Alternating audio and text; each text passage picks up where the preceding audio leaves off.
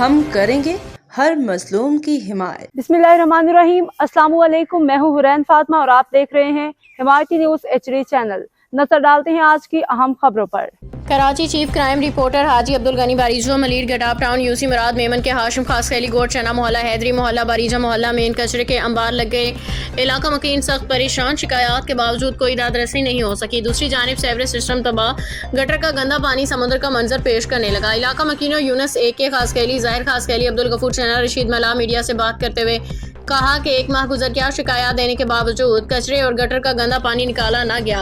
उन्होंने कहा कि बारिश का मौसम, बारिश का पानी जमा होने से वायरस फैलने का खदशा, हमारे बच्चे गैस्ट्रो और दीगर अमराज में मुब्तला न हों। उन्होंने चेयरमैन गटाप टाउन यूसी चेयरमैन से अपील की कचरा और गटर के गंदे पानी को निकाल के सफाई करके हमारे बच्चों को बीमारी से बचाया जाए। अगर हमारा मुतालबा हल न किया गया तो हम रोड पे निकलने पे मजबूर हो जाएंगे। अब तक के लिए इतना ही। मजीद खबरों और अपडेट से बाखबर रहने के लिए देखते रहें हिमायती न्यूज़ HD चैनल।